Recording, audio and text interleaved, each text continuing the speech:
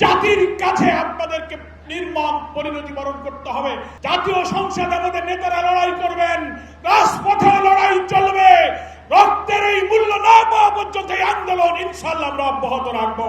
আপনারা দুর্নীতি দমন কমিশন, পিএসসি, আপনি অডিটর জেনারেল, প্রধান বিচারপতি নিয়োগ, প্রত্যেকটি সাংবিধানিক পদ যা হলো এই সংস্কারের মূল কাঠামো, যেটা ঠিক না হলে এই রাষ্ট্র আবার ফ্যাসিবাদের দিকে ধাবিত হবে। 18 কোটি মানুষের মুক্তির জন্য এই গণভোটের রায়কে বাস্তবায়নের সংগ্রাম আমরা দুর্বার গতিতে এগিয়ে নিতে চাই। তাই যোদ্ধাহত এবং তার পরিবারের সদস্যবৃন্দ এবং আজকের এই জাতীয় সমাবেশে উপস্থিত সম্মানিত সাংবাদিক বন্ধুগণ এবং সুধীবৃন্দ, আমরা আজকে অত্যন্ত দুঃখ ভারাক্রান্ত হৃদয়ে যে দৃশ্য দেখতে পাচ্ছি, শহীদ পরিবার এবং জুলাই যোদ্ধা, আহত, ক্ষতবিক্ষত, যন্ত্রণা নিয়ে যারা এখানে দাঁড়িয়ে দাঁড়িয়ে তারা বক্তব্য রাখলেন, একদিকে তাদের স্বজন হারানোর বেদনা, অঙ্গ হারানোর বেদনা, অন্যদিকে প্রায় 1.5 বছর পার হওয়ার পরও যে আকাঙ্ক্ষা, যে স্বপ্নের বাংলাদেশের জন্য তারা রক্ত দিয়েছিলেন, স্বজন হারিয়েছিলেন, সেই স্বপ্ন পূরণ না হওয়ার বেদনা নিয়ে আজকের ঐতিহাসিক সরাইল উদ্যানে তারা সমবেত হয়েছে। বাংলাদেশ জামাত ইসলামীর পক্ষ থেকে, 11 দলের পক্ষ থেকে আমরা আপনাদের কাছে ক্ষমা প্রার্থী। যে কারণে আপনারা রক্ত দিয়েছিলেন, যে কারণে স্বজন হারিয়েছিলেন, পঙ্গু হয়েছিলেন, চোখ হারিয়েছিলেন, 1.5 বছর পর সেই দাবি পূরণের জন্য আবার এখানে আসতে হবে। এটার জন্য আপনাদের কাছে আমরা ক্ষমা প্রার্থী। আপনারা লজ্জিত করার যত চেষ্টাই করুক, যারা জীবন দিয়েছে, অঙ্গ দিয়েছে, ত্যাগ করেছে, আরো ত্যাগের প্রয়োজন হলে 18 কোটি মানুষের মুক্তির জন্য এই গণভোটের রায়কে বাস্তবায়নের সংগ্রাম আমরা দুর্বার গতিতে এগিয়ে নিতে চাই। গণভোটের রায় অর্থ কি? গণভোটে যে রায় 5 কোটি মানুষ হাতে ভোট দিয়ে জয়যুক্ত করেছে, তার অর্থ হলো ঐক্যমত্য কমিশনের জুলাই সনদের 84টি বিষয়ে যারা একমত, 47টি সাংবিধানিক পরিবর্তনের ব্যাপারে হাতে ভোট দিয়ে তার পক্ষে ভোট দিয়েছে, এমনকি প্রধানমন্ত্রী হার পক্ষে যদি ভোট দিয়ে থাকেন তিনি এই গণভোটের রায় মানার পক্ষে হা বলেছেন। আজকে তিনি সেখান থেকে উল্টে যাচ্ছেন আর বিভ্রান্তিকর কথা বলছেন, আমরা অক্ষরে অক্ষরে মানব। তাই যদি মানেন তাহলে কেন বলছেন নোট অফ ডিসেন্ট?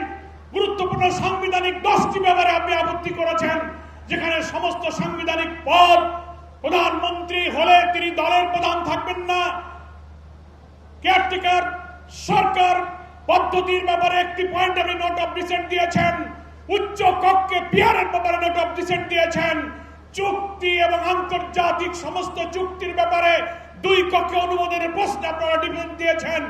আপনারা দুর্নীতি দমন কমিশন, পিএসসি, আপনি অডিটর জেনারেল, প্রধান বিচারপতি নিয়োগ, প্রত্যেকটি সাংবিধানিক পদ যা হলো এই সংস্কারের মূল কাঠামো, যেটা ঠিক না হলে এই রাষ্ট্র আবার ফ্যাসিবাদের দিকে ধাবিত হবে, সেখানে আপনারা না বলেছেন, অথচ জনগণকে আপনারা শুভঙ্করের ফাঁকি দিয়ে বলছেন আমরা মেনে নেব।